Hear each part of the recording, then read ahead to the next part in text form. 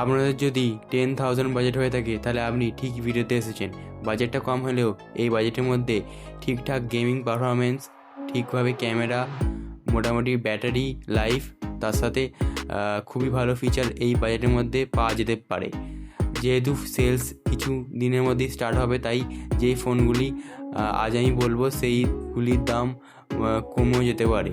তাই এই ভিডিওটি ভালো করে দেখুন যাতে আপনারা সঠিক দামে ঠিক ফোন কিনতে পারেন।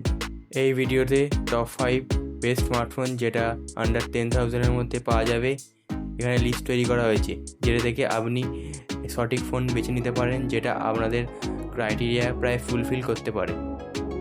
5 নম্বরে রাখা হয়েছে ইনফিনিক্স হট 60i। এটা রিসেন্টলি লঞ্চ হয়েছে, বাজেট সেগমেন্টের ভালো স্মার্টফোন। এটি দেখতে কিছুটা আইফোন এয়ারের মতন।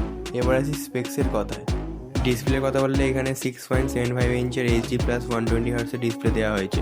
ক্যামেরার মধ্যে এই মোবাইলটিতে 50 মেগাপিক্সেলের মেন এবং একটা অক্সিলারি লেন্স দেওয়া আছে। পারফরমেন্সের কথা বললে এখানে ডায়মেনসিটি 6400 5G চিপসেট ব্যবহার করে, যেটা বাজেট রেঞ্জের মধ্যে শক্তিশালী চিপসেট। এই চিপসেটের সাথে মোবাইলটিতে 6000 mAh বিগ ব্যাটারি দেওয়া হয়েছে। প্রাইস হলো 4GB র্যাম আর 128GB, রুমের জন্য 9,500 টাকা। Number 4 Poco M7 5G। Display কথা বললে এখানে 6.88 ইঞ্চের এইচডি প্লাস 120 হার্টসের IPS LCD প্যানেল দেওয়া হয়েছে। আর প্রসেসরের কথা বললে এখানে স্ন্যাপড্রাগন 4 Gen 2, যেটা আন্ডার 10K এর মধ্যে একটা ভালো চিপসেট।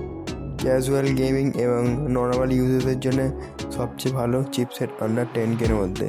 ক্যামেরার কথা বললে এখানে dual set up 50 megapixel main আর একটা অক্সিলারি ডেপথ সেন্সর। 5160 mAh এর বিগ ব্যাটারি দেওয়া হয়েছে। ফাইনালি এই মোবাইলটির প্রাইস হচ্ছে 6GB র্যাম 128GB রোম, এর জন্য 9,499 রুপিস। নাম্বার 4-এ আমরা রেখেছি স্যামসাং F06 5G। এই মোবাইলটিতে এইচডি প্লাস 90 হার্টসের 6.7 ইঞ্চের ডিসপ্লে, তার সাথে পারফরমেন্সের কথা বললে মিডিয়াটেক ডায়মেনসিটি 6300 চিপসেট দেওয়া হয়েছে, যেটা 10K বাজেটের মধ্যে ক্যাজুয়াল গেমিং থেকে শুরু করে ডে টু ডে লাইফ ইউজেসের জন্য ভালো এই প্রাইস রেঞ্জ অনুযায়ী। তার সাথে এখানে 5000 mAh এর ম্যাসিভ ব্যাটারি দেওয়া আছে, যেটাতে ভালো ব্যাটারি ব্যাকআপ পাওয়া যাবে। ক্যামেরার কথা বললে এখানে ডুয়াল সেট আপ দেওয়া হয়েছে 50 মেগাপিক্সেলের মেন সেট আপ এবং একটা ডেপথ সেন্সর।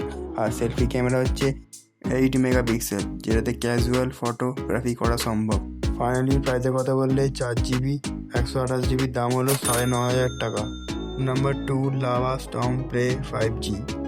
এই স্মার্টফোনটিতে 120 হার্টস এইচডি প্লাস 6.75 ইঞ্চের IPS LCD প্যানেল দেওয়া হয়েছে। র্যাম টাইপ LPDDR5 এবং স্টোরেজ টাইপ হচ্ছে UFS 3.1, যেটা আগের ফোনগুলোতে ছিল না।